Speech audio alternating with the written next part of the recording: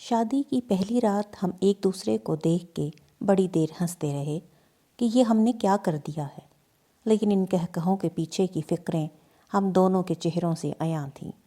شادی چونکہ جلد بازی اور خاندان والوں کی ناراضگی میں ہوئی تھی، سو منہ دکھائی کے پیسے میرے پاس نہیں تھے۔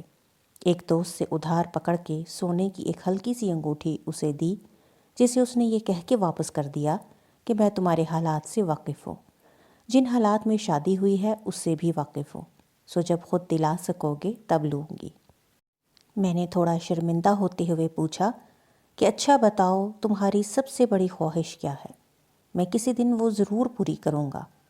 اس نے کچھ تامل کے بعد کہا کہ زندگی میں دو ہی خواہشات کے لیے خدا کے سامنے گڑ گڑائی ہوں، ایک اپنا گھر ہو، چاہے بہت چھوٹا سا ہو لیکن اپنا ہو، اور دوسرا میرے سامنے ہے۔ ہم دونوں نے ایک دوسرے کا منہ دیکھا اور مسکرانے لگے۔ پسند کی شادی پہ عورت پہلے اپنے گھر والوں سے سنتی ہے، بعد میں سسرال سے۔ وہ ساری کشتیاں جلا کے آئی تھی، سو اس نے زبان سی لی۔ اب اگلی ذمہ داری میری تھی۔ ایک دوست کے توسط سے لاہور ایک کال سینٹر میں جاب مل گئی، لیکن میں کبھی اپنے شہر سے نکلا نہیں تھا، سو ایک انجان شہر میں جانے کے لیے مجھے تھوڑا سرمایہ درکار تھا۔ ابو سے مجھے 10,000 ملے، اگلے ہفتے کی ٹکٹ تھی۔ رات کو میں حسابوں میں مصروف تھا تو وہ میرے پاس آئی۔ اس نے اپنی زور سے بند مٹھی کھولی اور میرے سامنے کر دی۔ میں نے کہا تم فکر نہ کرو، میرے پاس پیسے ہیں، یہ تم اپنے پاس رکھو۔ یار مجھ سے جھوٹ نہ بولا کرو، مجھے پتہ ہے نہیں ہے تمہارے پاس۔ میں خاموش ہو گیا کیونکہ پیسوں کی ضرورت مجھے تھی۔ وہ میرے پاس بیٹھ گئی اور کسی ماسٹر پلانر کی طرح مجھے سمجھانے لگی۔ میں نے ایک پلان سوچا ہے۔ میں نے پوچھا کیا؟ وہ بولی تمہاری گندم گاؤں سے آتی ہے نا؟ میں نے کہا ہاں۔ بولی تم ایسا کرو، ان پیسوں کی گندم لے لو، گھر کے لیے بھی لینی ہے، گاؤں سے تمہیں سستی مل جائے گی۔ میری ایک دوست ہے، اس سے بات کی ہے میں نے، اس کو ضرورت ہے، تم یہاں سے اٹھا کے وہاں دے آنا، کچھ پیسے بچ جائیں گے۔ وہ بڑی ایکسائٹمنٹ سے مجھے ایک بزنس پلان سمجھا رہی تھی۔ میں اس کی معصومیت پر مسکرایا، لیکن پلان برا نہیں تھا، سو پلان کامیاب رہا۔ یہ پلان ہم نے گھر والوں سے مخفی رکھا۔ پیسے لے کے جب میں گھر آیا تو رات کو ہم چھوٹے بچوں کی طرح پیسے گن رہے تھے، جیسے بچے گنتے ہیں۔ ہمیں فی منتھ 350 کے حساب سے 6,300 منافع ہوا۔ یہ ہمارا پہلا کامیاب بزنس تھا۔ 2,000 میں نے اس کے منع کرنے کے باوجود اس کے ہاتھ پہ رکھا، کیونکہ اصولی طور پہ یہ اسی کی کمائی تھی۔ اگلے ہفتے میں اسے چھوڑ کے لاہور نکل گیا۔ لاہور میرے لیے انجان تھا۔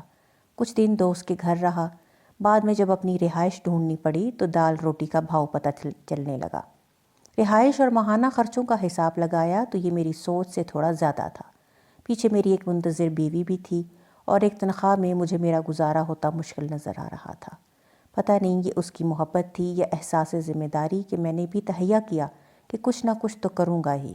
اس نے اگر میرے بھروسے سب چھوڑا ہے تو میں اس کا بھروسہ نہیں ٹوٹنے دے سکتا۔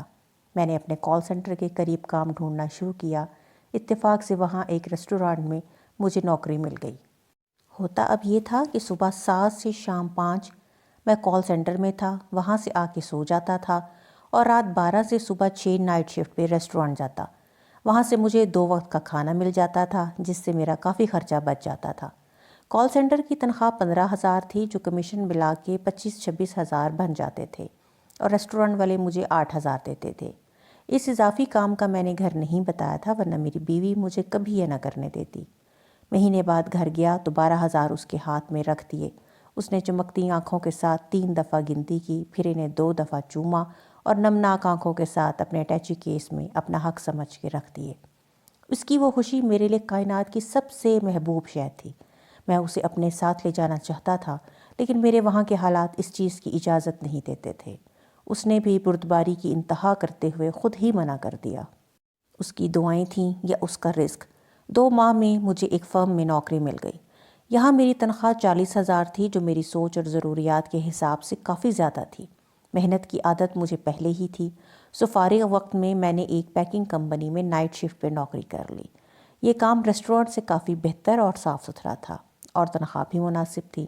اس نوکری کا میں نے اسے نہیں بتایا کہ اس کو سرپرائز دوں گا۔ اس دفعہ میں 2 ماہ بعد گھر گیا، اس کی سالگرہ تھی اور گھر والوں کے سامنے ہم انتہا کے میسنے تھے، ان کو کچھ نہیں بتاتے تھے۔ سالگرہ پر ایک چھوٹا سا کیک ہم 7 لوگوں میں تقسیم ہوا۔ رات کو ہم جب کمرے میں اکیلے ہوئے تو اسے ایک ڈبہ پکڑا دیا۔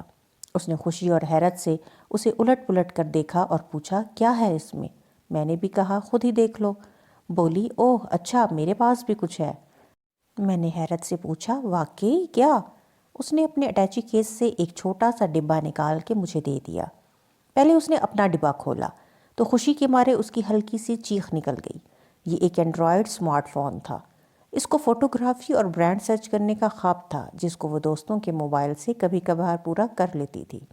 اس نے جلدی جلدی اسے نکالا، آن کیا اور کہا، لیٹس ٹیک اے سیلفی۔ اور یہ ہماری ایک ساتھ پہلی باقاعدہ فوٹو تھی۔ اب میری باری تھی۔ میں نے گفٹ کھولنا شروع کیا۔ یہ جی شاک کی ایک سپورٹس واچ تھی۔ اسے میری خواہشات کا بخوبی علم تھا۔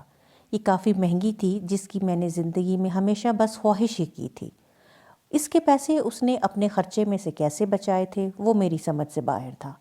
اس کے تحفے کے آگے میرا تحفہ شرمندہ ہو رہا تھا، لیکن پھر بھی ہم نے اپنے تحائف کو خوب انجوائے کیا۔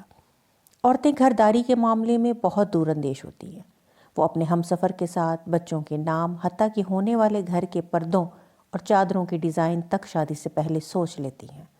ہم نے شادی کی پہلی رات یہ وعدہ کیا تھا کہ اولاد کی طرف تب جائیں گے جب ان کو خود سے بہتر زندگی دے سکیں۔ ہماری اگلی کوشش اپنے گھر کے لیے تھی، جس کے لیے ہم دونوں ایک دوسرے سے چھپ کے کوشش کر رہے تھے۔ اس نے بھی ایک پرائیویٹ اسکول میں ٹیچنگ شروع کر دی تھی اور گھر میں بھی کچھ بچے پڑھنے آ جاتے تھے۔ گھر میں اس معاملے کو لے کے کبھی کبھی گرما گرمی بھی ہو جاتی کہ بہنیں جوان ہو رہی ہیں، ان کا تمہیں خیال نہیں۔ گو کہ میں گھر میں تھوڑا خرچہ دے دیتا تھا، لیکن ساس بہو کی وہی ازلی لڑائی کہ سارا خرچہ ہمارے ہاتھ میں ہو۔ اس نے اس حوالے سے کبھی گھر میں بحث نہیں کی۔ وہ اپنی تنخواہ کا زیادہ حصہ خود ہی امی کو دے دیتی تھی۔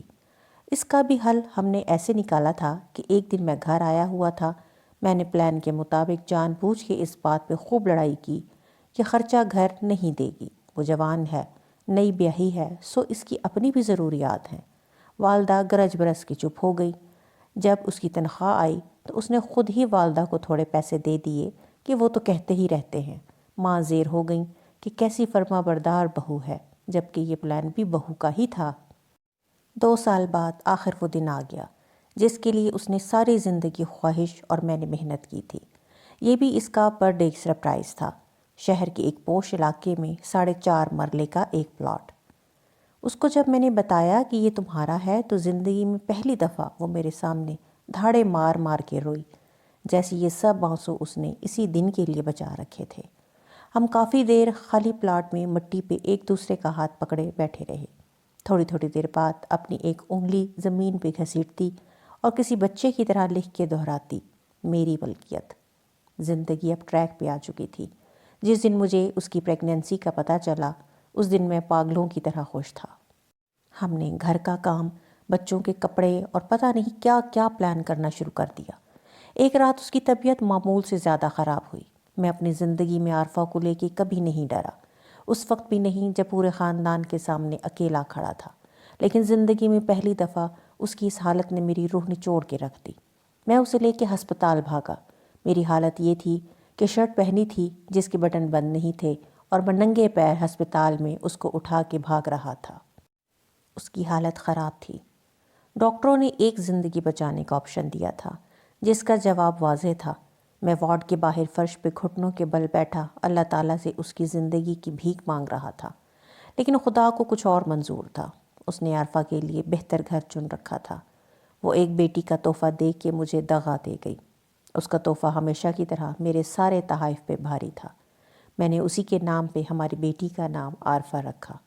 آج بھی میں اپنی بیٹی کو جب اس پوش علاقے میں ایک خوبصورت پلاٹ کے پاس اس کی ماں سے ملوانے لے جاتا ہوں تو وہ مجھ سے اکثر پوچھتی ہے کہ بابا، ماما یہاں سب سے الگ کیوں رہتی ہیں؟ میں اسے ہمیشہ ٹال دیتا ہوں۔ میں اسے کس طرح بتاؤں کہ یہ اسی کا گھر ہے، یہ اسی کی ملکیت ہے، جس پہ اس کے علاوہ کسی کا حق نہیں۔